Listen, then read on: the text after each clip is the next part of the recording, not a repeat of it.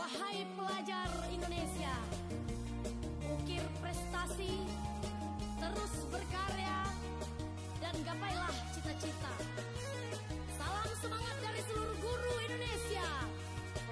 Semangat pelajar, teguh berkarya, dan berproses jadi seorang yang istimewa. Tapi kalau kita sendiri sebagai orang tua, sebagai guru, cuma melihat sisi negatifnya saja, tidak melihat sisi positifnya bahwa dia adalah istimewa, dia adalah anak yang layak untuk disayangi, diperhatikan. Kemudian juga seseorang anak itu punya banyak kelebihan di samping kelemahannya, maka dia akan jadi pribadi yang menjadi yang lebih baik. Tapi kalau misalnya kita cuma lihat kekurangannya, kemudian kita juga tidak bisa menerima terhadap gambaran anak. Ada mungkin yang melihat gambaran ini adalah nenek sama kakek ya, tapi ada juga yang melihat adalah orang-orang yang sedang bernyanyi, seperti itu. Tergantung dari sudut pandang mana. Menghantarkannya ke guru-guru terbaik dalam hal penghafalan Al-Quran dan juga hadis, dan akhirnya dia bisa mendengar dengan baik dan bisa menghafal Al-Quran di usia 6 tahun Bapak Ibu. Nah, kemudian di usia 12 tahun ibunya yang setiap saat menangis mendoakan agar anaknya menjadi orang yang mulia. Ibunya bermimpi dengan bertemu dengan Nabi Ibrahim, dan kemudian Nabi Ibrahim bilang bahwa Allah sudah membukakan mata anaknya sehingga anaknya bisa melihat. Pada saat itu ibunya membacakan ayat Al-Quran yang di situ isinya bahwa yang maha membukakan mata adalah Allah. Begitu juga saat itu juga Imam Al-Bukhari juga sedang membacakan ayat itu, dan setelah itu akhirnya dengan izin Allah Imam Al-Bukhari bisa melihat. Jadi tidak ada yang tidak mungkin. Kalau dulu mungkin anak kita punya satu kelemahan, kita doakan ya Allah mudahkan. Secara psikologis, energi kita, pikiran kita akan ke arah sana dan akhirnya anak kita menjadi orang yang baik. Itu bisa terjadi ya Bunda. Makanya tips yang pertama adalah Allah yang pertama. Kenalkan Allah terus dan kenalkan Allah selamanya. Kalau sudah ini ada, insya Allah secara psikologis anaknya baik, orang tuanya baik, tidak akan ada pembandingan antara satu anak dengan anak lainnya. Tidak akan ada lagi orang tua yang melihat anak dari sisi negatifnya, tapi fokus ke positifnya.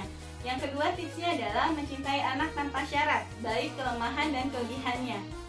Jadi jangan lihat kelemahannya aja, apalagi kalau kita sebagai seorang guru. Kita melihat anak, wah ini kurang ini kurang ini. Kenapa kita nggak lihat kelebihannya? Boleh jadi kalau Bapak Ibu ingin tahu lebih banyak, boleh tes TV anak-anaknya. Bisa sama Dr. Zul ya. Tes TV jadi tahu apakah masuknya sensing, feeling, ya, intuiting, dan seterusnya. Atau mungkin kalau ingin tahu IQ, bagaimana sih intelligence equation-nya, bisa ke Korean Center. Ingin tahu bagaimana sih gaya belajarnya, itu juga bisa. Kami bisa bantu Bapak Ibu untuk mendeteksi. Tapi yang paling penting bagaimana mencintai anak tanpa syarat. Kemudian pastikan bahwa kita adalah tim terbaik dengan anak-anak. Bukan kita cuma suruh, nak silahkan kamu sholat, kamu ngaji. Tapi kita sendiri tidak. Tapi kita sama-sama yuk sholat, kita sama-sama yuk ngaji. Ini saat yang tepat di era pandemik untuk melakukan semuanya bersama-sama. Sangat banyak Bapak Ibu, rahmat Allah ketika pandemik ini. Bapak Ibu bisa punya waktu quality time yang banyak sekali untuk anak-anak. Guru-guru bisa mempunyai waktu yang banyak sekali untuk mendeteksi bagaimana sih cara orang tua mendidik anak-anaknya di rumah, seperti itu.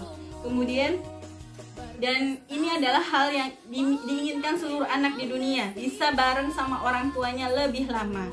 Bapak Ibu tahu 12 tahun saya jadi PNS sampai dengan jabatan eselon 4. Kemudian saya memutuskan untuk berhenti tanpa uang pensiun sedikit pun. Itu karena apa? Karena saya melihat anak saya butuh anak saya butuh untuk perkembangannya. Jadi makanya saya bisa merasakan ketika pandemik ini begitu bahagianya saya dengan anak-anak, karena saya sudah resign. Kemudian saya bisa, mungkin kita dulu minim sekali dengan kisah-kisah Rasulullah dan sahabatnya yang ada kancil dan buaya, ya nggak? Kemudian kisah kancil dan petani yang mencuri. Akhirnya gara-gara dongeng itu kita terbiasa mencuri dan menjadi pribadi koruptor karena salah dengan dongengnya. Nah sekarang dongengnya diganti dong dengan kisah-kisah yang inspiratif dari tokoh-tokoh yang luar biasa. Rasulullah, sahabat-sahabatnya seperti Umar bin Khattab, dia punya cucu Umar bin Abdul Aziz yang dia tidak membiarkan anaknya bisa berbuat sekehendaknya. Akhirnya ketika anaknya berantem dengan anak orang lain, itu dia tidak membela anaknya, tapi yang dilakukan adalah dia memaafkan anak yang sudah memukul anak Umar bin Abdul Aziz. Itu adalah contoh-contoh ya Bapak Ibu ya. Jadi intinya di sana satu hal, waktu saya juga udah tinggal dikit lagi nih. Yang paling penting ayah bunda, ini juga secara psikologis, mental, sikap dan kesehatan. Ayah bunda buka Al-Qur'annya, lihat Quran surat Al-Luqman. Di situ tertera dengan jelas bagaimana Allah berfirman bahwa kita harus benar-benar yang pertama mengajarkan anak.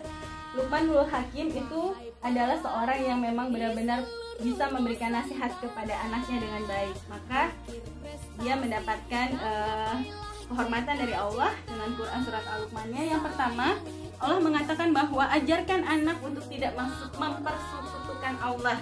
Maksudnya di sini adalah bagaimana caranya anak itu ingat bahwa apa yang dia lakukan ada Allah. Kalau sekarang ada daring, selesai daring, maka ada Allah yang lihat. Kalau ayah bunda sedang sibuk bekerja, maka saya tidak boleh dong melihat sesuatu yang tidak senonoh dari HP itu, karena ada Allah. Itu salah satu contohnya ayah bunda. Nah, kemudian yang kedua adalah berbuat baik dengan ayah dan ibunya. Jelas di sini dirincikan bahwa ayah ibu, walaupun dia mungkin ayah ibu kita jahat sekalipun, kafir sekalipun, tetap kita harus menghargai. Tidak boleh bilang dengan ayah bunda. Harus memuliakan orang tua. Yang ketiga, kita harus sadar bahwa ada pengawasan Allah dimanapun berada. Yang keempat, ini yang gak boleh dilupa, karena 100% klien yang datang ke kami, ketika saya tanya bagaimana orang tuanya dan anak-anaknya sholatnya tidak tepat waktu, dan sholatnya itu amburadul. Jadi itulah sebenarnya kunci kenapa ada masalah. Oleh karena itu, dirikanlah sholat sesuai perintah Allah. Kalau anak punya masalah, sholatlah ayah bunda, dan katakan pada Allah, ya Allah mudahkan saya untuk bisa mengajari anak-anak saya, untuk bisa mendidik anak murid saya dan seterusnya. Biarkan Allah nanti yang akan memberikan jalannya. Yang kelima di Al-Luqman, berbuatlah kebajikan. Jadi anak-anak akan semangat untuk berbuat kebajikan, kemudian jauhi kemungkaran. Kemudian ini yang paling penting, dua yang terakhir juga, sabar menghadapi ujian dan cobaan. Anak-anak harus ditanamkan dari sejak dini untuk ini. Dan yang terakhir, jangan sombong kalau misalnya mereka punya banyak kelebihan. Oke, Mbak Ayu, masih ada waktunya?